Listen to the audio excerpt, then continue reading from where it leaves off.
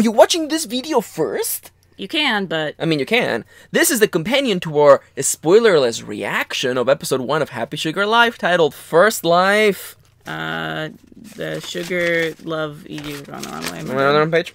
Oh, the sugar girl eats love.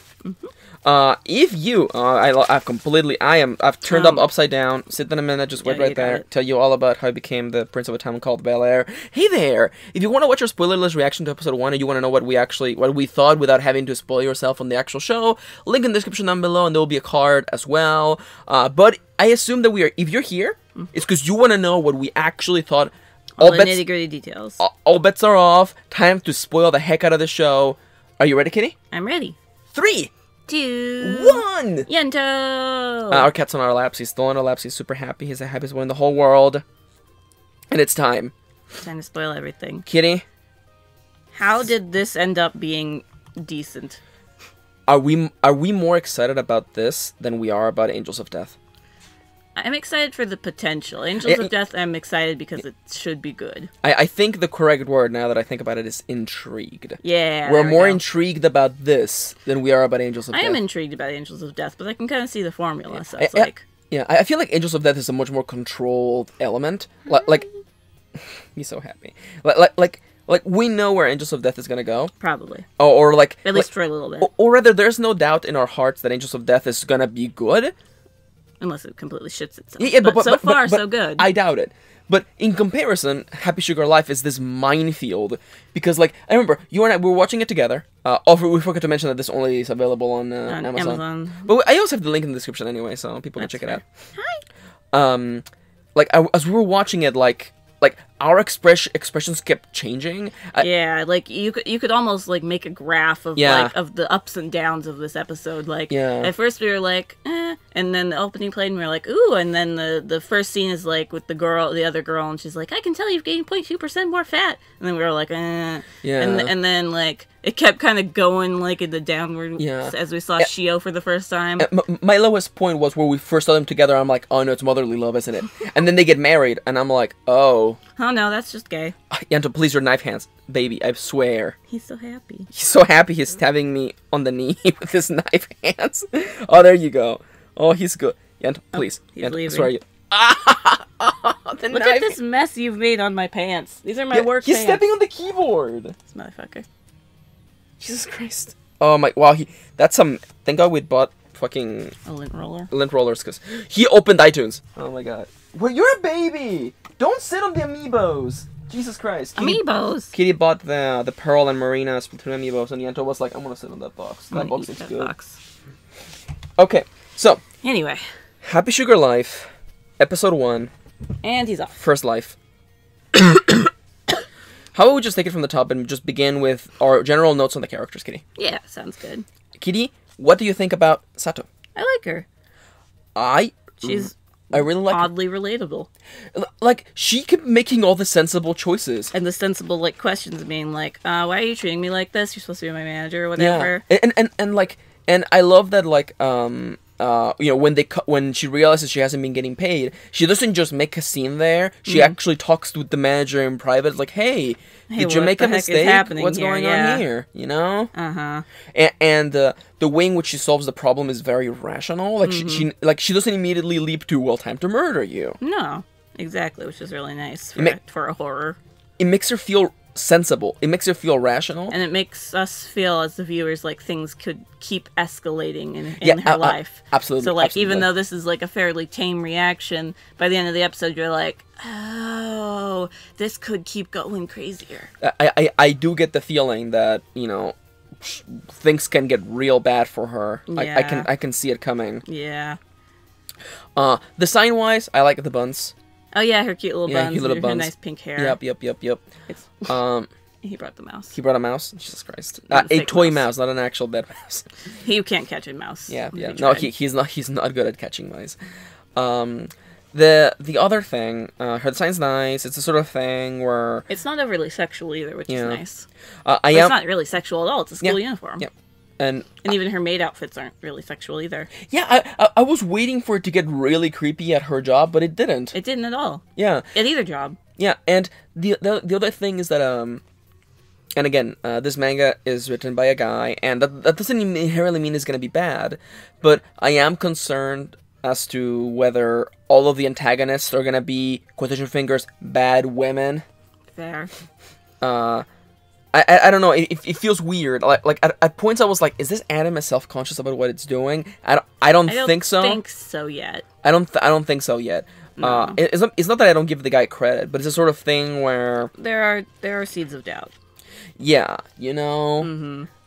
And remember that this was published as a shonen manga. No, so... it was a horror manga. No, but it's on. Oh, it was was it also on shonen? Yeah, it was under the shonen label. Oh, okay, fair. Yeah. I thought it was just under the. Excuse me, under the horror. And I believe it was actually under Square Enix. Yeah, Square Enix is publishing it. No, it's just a Japanese horror manga. Is it just the Japanese horror? Genre psychological. Oh no, horror. demographic. Oh, the demographic is shonen. Oh yeah, that doesn't mean much. Yeah. And I guess just to drop this here, the episode starts with what's clearly a flash forward. Yeah, or some sort of something is going on. It could be like a dream. It could be a flash forward. It could be a flashback. It's hard to tell. No. I feel like it's either a flash forward. By the way, what it shows. It's the two girls. The girl's about to jump off a burning building. Yeah, a burning building, which is, I assume, implied that that's their apartment building that they're in right now. Maybe. And I almost don't like that because it feels as though these girls are just doomed to die, which is, of course, although dumb. Seeing as though the first episode is called First Life, the title of the episode, and the second episode is Second Life. And you see, that was the thing I was thinking about, because I thought, is this going to be like a Higurashi thing, where every episode is like, or every episode is like a reset, or every arc is like a reset? Yeah, absolutely. And I'm not sure. Yeah, it's hard to tell at this point. It could also be a thing where that's like the half of the season cliffhanger of like, oh, they jumped up, but they survive, and then the story continues on from there. Because it always feels like people, okay, I don't want to say amateur writers because that's not fair, but sometimes people think that's really clever. I'm like, oh, see, I'm telling you the ending at the beginning, but in reality, you just you lose a lot of tension doing that. Yeah. It's the sort of thing where unless it's an ambiguous this is my story, which is so stupid. Yeah. But the reality is that if this ends with both girls dying no matter what, then I already kind of feel less attached to it, knowing that the girls are gonna die at the end no matter what. Yeah. Is the reason why sequels, in my opinion, or prequels, are just a waste of time, in my opinion. Because you already know what's gonna happen following it. So yeah. Spoilers. I didn't really like Rogue One because I knew that every character that was new was going to die at the end. And spoilers, every character who's new dies at the end. See, since I watched the movies in chronological order, I was like, I like these Oh. Yeah. Oh. Yeah. Yeah, it's the sort of thing where I was like, well, clearly we're in the past and these characters don't come back. So of course they all have to die one way or another. Yeah. We almost do the slasher flick or kind of like Shooting Gallery where it's clink, clink, clink. It feels futile. That's why that beginning kind of ticked me off. But as for the presentation of the show, of the rest of it, yeah, Sato is presented as being really level-headed and relatable, which is funny because I love when stories make you. Okay, I will finish the sentence before I talk about it. But I like it when shows help you understand the point of view of someone doing something that may not be a good thing or maybe a horrible thing. Not to justify it to say that murder is okay, but to see why Sato why in their brain it's okay. Yeah, or why Sato ends up getting pushed or forced into murdering someone. Sorry, don't mind the mailman outside. It's the thing where when we learn in this episode about what is basically her PTSD and the way that she kind of is handling it, that's sorry, I'm getting a little. That's 10 million times way more than I thought we would ever get out of this. Right? Because, again, bad writing, you just go, yeah, no, she's crazy. She's just, someone abused her, that's it. Done. Murder. But she, handles it very well. She see a little bit of herself and her encounter with the manager and uses that to kind of disarm the situation instead of escalate it. She uses the tools that no one ever fucking uses, she pulls out her cell phone and records the manager saying crazy shit. Yeah. To use that as leverage. Jesus Christ!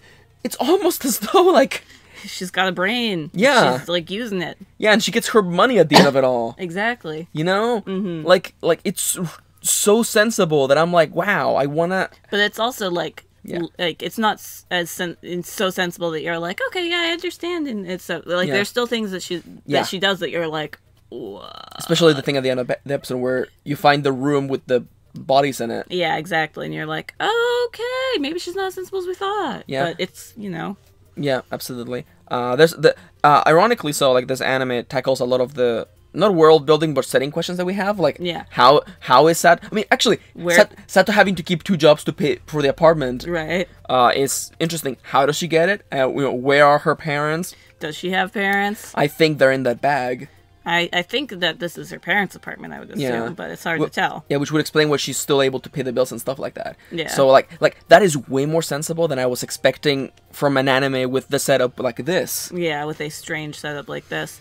And one of the other things that is in the spoiler zone notes, but I guess I'll talk about it now, is that even though at the beginning of the episode seems to be like a flash forward of some sort, when we cut to present day, we're already involved in this crazy situation. Sato has already killed somebody to keep this apartment so that she and Shio can live together. Yeah. But she still has to pay these bills and stuff like that. Like, we don't know how they met. She just says, oh, I just, a couple of days ago I met someone that I really love. And that's it. Kitty, what is that literary device called? It's called in media res. Which is Latin for in the middle of things. Yeah, exactly. I fucking love in media res. In media res is good. It can be done bad, of course, when you don't explain what's happening. Yeah. But in here, it's like enough of a mystery to be like, oh, what did happen? But still, like, get you into the situation where you're like, all right, we're just going from here. Sounds good. In media res is a really powerful literary tool because it takes you right into the middle of things happening. You don't have to have, next week's episode or next episode. You don't have to establish the whole thing before you actually get to the actual plot of the show. I'm just saying, you don't need 10 pages telling me who Bilbo Baggins was. I'm just saying, listen. Listen. Bilbo Baggins, greatest little hobbit of them all. If you ever have time, look up the first original unedited page of The Fellowship of the Ring. It's not very good. There's a reason why he cut like all that first page. Yeah. Yeah, no. It's really... I love that someone took a picture of that and just fucking like posted it online. Fair. It's like written by hand and everything. It's crazy. Yeah. But yeah, no, starting in media res takes us right in the middle of it. We don't have to worry about how they met each other, and I'm sure that we're gonna find out about it. Hopefully, but ultimately, what matters is that Sato has kind of taken this girl. Yeah, as you'll see at the end of the episode when it looks like her mom is putting up... No, I thought it was a sister. Or some sort of family is putting up missing posters for Shio. Who's clearly not going to school. Who's clearly in that apartment all day. Stays in that apartment all day. Yeah. See, this is such an interesting concept. Like, I don't know. Like, it's rich enough that I can almost imagine a fucking American company being like, here's the Netflix original American version of Happy Sugar Life. You're not wrong. It would be fucking trash. Horrible. It would be American Horror Story levels. Listen, if we are hesitant about Japan handling this topic, I have no faith in American writers tackling this fucking subject. No, not at all. Wait. Kitty, are you ready? I just got news. Wait. We have a transcript. Kitty, Netflix has signed on Ryan Murphy, director of American Horror Story, to direct Happy Sugar Life. No. Also, we are changing Shio and Sato from being kids to now being adults. Sexy adults. Yeah, and Shio is a sexy girl and Sato is a guy. God damn it. It's actually played by that guy who plays Kit. Not that guy. Yep. Not that guy. Yep. No. Please let it die. I just killed this concept. I just fucking killed this concept so bad. Honestly, I think you could easily kill this concept by switching one of their genders. Yeah. Gender presentations. Yeah. It's... Why is that? Is it because it's just so tired? Because it would be creepy. It would be creepy. If a guy was holding a girl hostage, or if a girl was holding a guy hostage. It would be creepy. But since it's two girls and they seem to love each other, it's not as... It's still creepy in a like an underlying sense of dread, but it doesn't. It's not as like overtly like... Yeah, I don't want to say it, but I'm going to say it rapey as, like, a dude holding a girl. It's true. And also, we're not just doing the judgment call because we're queer people watching queer people in an anime. It's also because the way that it's presented, like, they bathed together. Yeah. And it's not creepy. No. It was a little weird. They were focusing on their legs, but, like, other than that, there was, like, a shot that was a little creepy, but like overall, but the tone wasn't like there wasn't creepy music playing in the background. Give me your boobs. Yeah, or just imagine that scene, but make it a guy with the underage girl that he kidnapped. Suddenly it becomes it's real bad. It's almost as though context is important, not just content. Now Kitty, Shio, she's a fucking baby. She's a baby. She needs to be older, honestly. And maybe they're gonna talk about this because like the fact that she's so young does make her really innocent, and therefore like she isn't questioning like why this is happening and why she's not in school with her family anymore. And I think we talked about this before, like we would like her to be older. We understand why she's so young. Yeah. We understand. Because she is at that age right now where like she wouldn't question it. Maybe she wanted to run away from home. Yeah, and she found this girl that she really, really likes. Yeah, and so she's like, I'm gonna stay with you, I love you. Yeah. And she doesn't have yet the ability to understand the consequences of what's happening. Yeah. And it's the innocence there that kind of enables the situation between her and Sato. Yeah. I just wish she didn't like like a baby. Yeah, she's right up there. Like she could might as well just be Yui. It's like it's just a baby. Yeah. Actually, no, Yui was way more mature. Never mind. I take that back. Yui from SAO. Yeah. What do you think about the wedding sequence? It was like a little weird, but a little cute. Yeah. See, because we know we're watching a horror anime. That you're like. But this anime has as you said, like it's really good at changing tone and having like slice of life kind of editing in between the moments when you have like the lighthearted kind of jokey moments. Yeah, I really speaking of the editing, I really like how they established the like the build up to the big climactic scene at the end of like Sato continually like having to stay late, having to do extra work, and you see her like after she does a menial horrible task of like running back to her apartment, and I like the way it transitions of like she's always running and trying to be with Shio again, but by the time she gets there Shio's already asleep because she's a small child. Yeah, so I really like that, and it gives a lot of character to both of them. Yeah, no, the editing was really good. It like this I wonder how much of it is like this is our first anime and we're trying really hard to make it really, really good. Fair. But I mean, like they're doing a good job. The OP is awesome. The OP is fucking good. It's really good. The song's good. The imagery is good. Even the ending is actually really nice. The ending is really good. Mostly forgettable, but like the imagery that they use in the ending is really good. They're doing that really good thing where they're bringing the elements of the themes, which is the candy jar. The candy jar is Sato's biggest theme. Yeah, the candy, the sugar candy in the jar. And I bet there's significance there. I bet her mom, in the act of abusing her and beating her, broke a candy jar or something, and that image remains in her or even if it was like if they took it a step further, it's like her mom gave her the sugar jar, but it's still this abusive like person. So it's kind of the contrast of like, absolutely, this is the one thing that made me happy that my mom ever did. Yeah, but also she beat me. Yeah, and it's also like she brings it up herself, like the jar's about to break. She says as she's kind of freaking out because of she can't spend any time with Shio because she's constantly running late and all that fun stuff. And there's also the imagery at the very end of the ED where you see that she's with Sato and that kind of projects a shield around her. Yeah, that kind of prevents all the darkness from kind of seeping in. And also there's the filter that happens whenever like what is clearly her anxiety triggering. Yeah. And it's like the scratchy background of black and white. Which is so good. That's the most relatable fucking thing ever. Yeah. Kitty, what about the manager? So we haven't really talked about this, but basically, Sato gets another job because she needs to pay the bills, obviously, for them to live together. And she gets this job at another maid cafe. You see her at the beginning; she's like at a cosplay maid cafe, but this time's more like an actual restaurant. Yeah, like a family restaurant kind of thing. Yeah, which is so popular in Japan. Welcome to IHOP. IHOP. IHOP. Welcome back to the international house of corporate brands. Papadopoulos. Yep. Papadopoulos. International House of Papadopoulos. Yep. But so she starts her job there, and like immediately day 2, this dude is like, "I love you." And then the manager sees that, and immediately my alarm is going off. I'm like, oh no, these women are going to fight over this man. But it kind of doesn't go like that. That boy has 3 scenes. Yeah. And in one of them, he's tied up and naked. Yeah, exactly. Also, do you think that was self-conscious? Like I've met this girl for 1.5 days. I love you. Yeah, I mean, it's hard to tell. Fuck. They do actually, the 2 girls use the words aishiteru, which is actually kind of, again, balls. Yeah. If you saw our last review about Banana Fish, you'll understand the implication of that. The intense implication about the word aishiteru. Yeah, so it's the sort of thing where I'm like, that almost felt self-conscious. In a way, yeah. It could have been self-conscious, or it could have just been setting up this plotline that's happening with the manager. That's true. So the manager, of course, has been... she covets the attention of young men. Of the people... or the people I feel like she was kind of, like, bi in that way of being, like...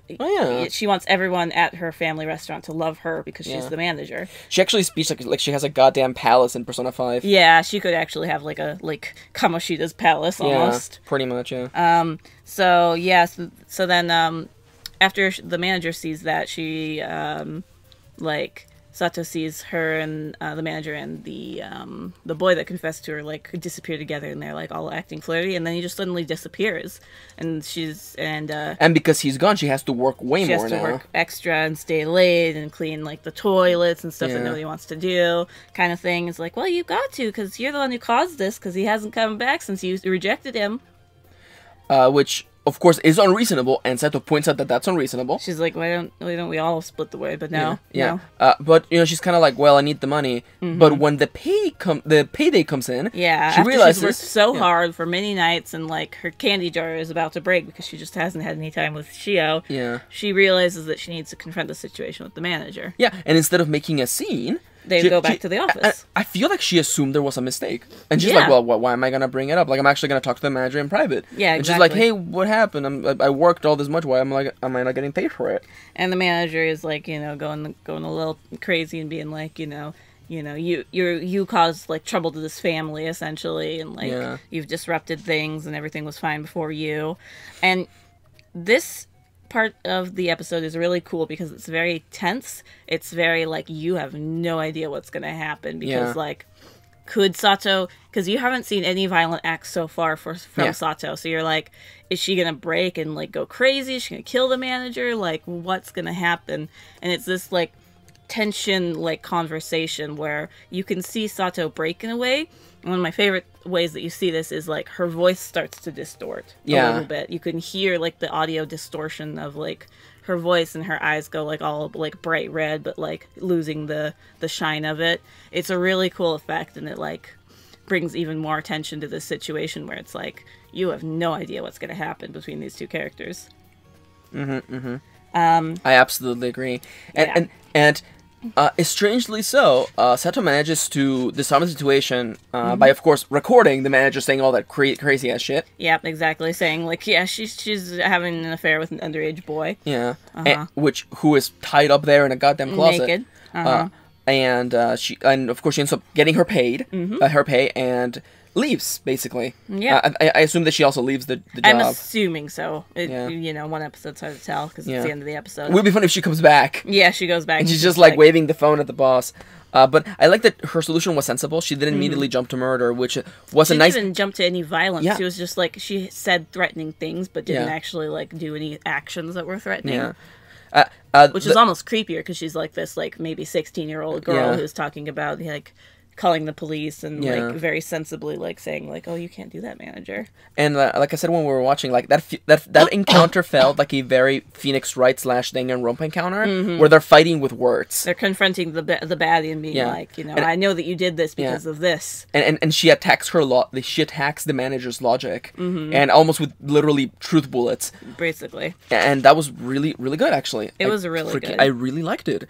It was really satisfying. Yeah, and that's that's a scene in which we get the kind of like the mom flashbacks of like the small Sato in like a very vulnerable like situation where it's hard to tell like what's going on, but her mom is like standing over her and she's on the floor. Yeah, and the thing that triggers that is the manager saying that like she does that because she loves everyone in her family, which is the restaurant, and it reminds Sato of her mother saying that like, I love you very much, in spite of the footage being shown clearly being that of abuse, which just to state this one more time, is way deeper and a more realer conversation point that we didn't expect. We did not expect this to be touched. And Sato does the thing that people who have dealt with PTSD and abuse do, where they acknowledge it and actually kind of live in that moment. And Sato actually talks about it. She, without realizing it, talks out loud, basically confronting the thoughts that she's feeling, which is a very real-ass fucking thing that people do. And this is also the scene where you get to see these kind of like the two sides of Sato, where it's like she's this like sweet girl who really loves Shio, but she's also this like somewhat mentally or emotionally unstable girl who has dealt with abuse and is not going to take this shit anymore and will go to drastic measures to feel happy again. Yeah. So I really love that. Which, I mean, if that's not the anthem for millennials, I don't know what is, Kitty. I mean, really, think about it. Think about it. We've already gone on long, but we'll talk quickly about you want to talk about some of the themes. Oh yeah, the candy jar. The candy jar and the breaking of the candy jar. The breaking of the candy jar. You also see Sato as a young child, kind of what looks like about the same age as Shio, and seeing her like struggle with that. Which would explain why she longs so much to protect and take care of Shio in the way that she was not taken care of when she was young. Mm-hmm. And then you also the like you said, the anxiety the squiggles. Yeah. And something I want to just light in real quickly, that like someone out there may be a little like, well, like I don't see what's so good writing wise about this. It looks effortless because someone actually thought about this. Yeah. When writing is good, you don't notice that it's good because you're immersed in it. See, generally we spent 27 minutes not quite, but yes, pointing out inconsistencies in bad anime. Because, and just wait until Sunday. On Sunday is going to be 27 minutes of just us pointing out all the inconsistencies. It's true. But here, we're actually analyzing and pointing out the times where it actually made sense. And this is why, like, for me, I feel like we are walking into a minefield because this could be awesome. Or it could be shit. Or this could be shit. And it's hard to tell at this point. And it's hard to tell. And then let's talk about the stinger at the end. Yeah. The stinger at the end, which is like a twofold of like the family member of Shio putting up the posters and you realizing how dire the situation could actually be. And then it gets more dire. And then also the fact that apparently Sato has killed to get this apartment. Literally, she has this room that's bolted up that Shio can't get into, and she goes in there and she says, "Oh, thank you for this wonderful apartment," to some body bags, basically, that are tied with very nice little ribbons. Sure, the school ribbons. Yeah. And it's funny because, like, and this is the thing where, like, this is when good fiction is being effective, because I actually spent several hours afterwards, after we watched, like, thinking about it, and I'm like, how would you dispose of those bags? It's fucking Japan. Yeah.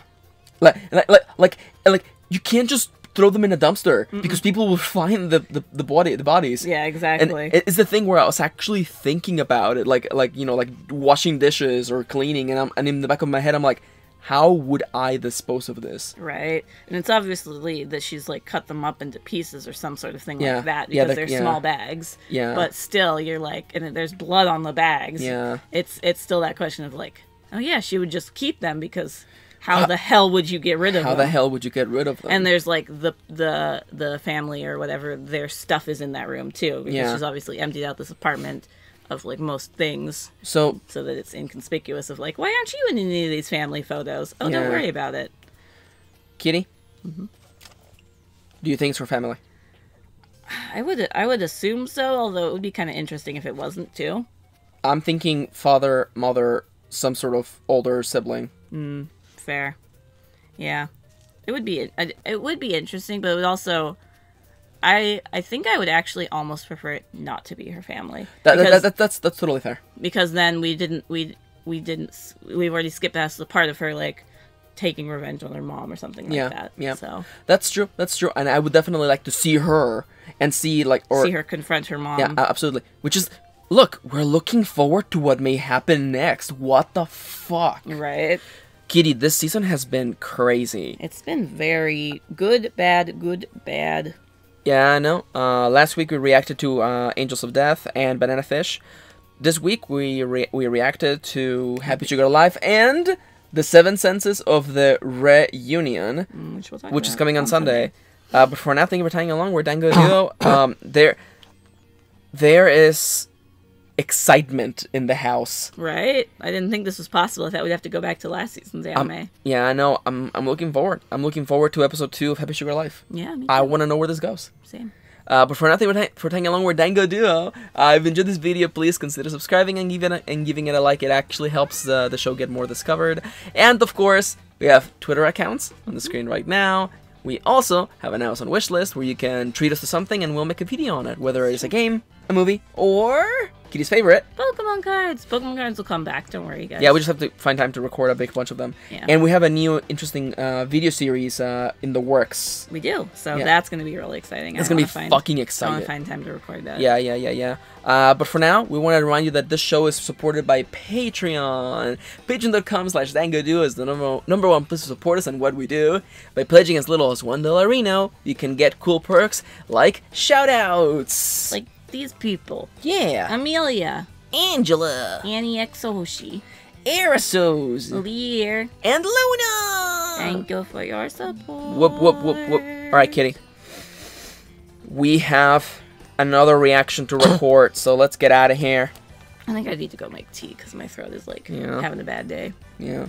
Because you had a bad day. It's okay, I don't have to cashier today at Self-Co, so it's going to be great. It's going to be great. Remember when that song came out? Yeah, 2002 to 2005, somewhere in there. Jesus Christ. It was the most popular song of that year. I allocate that song on like the same like time period as fucking "You're Beautiful." That is the same period. To me, those are like two songs about being on a subway. Hold on, let me see. Bad Day. You're beautiful. It's 2005. It's true. And Beautiful. What is that song Beautiful called? by some guy. Hold on. Yeah, I was some guy. You're beautiful. James Blunt, 2005. Yeah. Same year. Fucking knew it. Same year. Fucking year. 2005, you say? Yep, they were both in 2005. That was my sophomore year of high school. I was in middle school. Jesus Christ. First year? Also, back then, Charles was... Second year. Charles was 6 years old. And that's our timer, letting us know to stop. Yeah, just... to stop thinking about how old we are.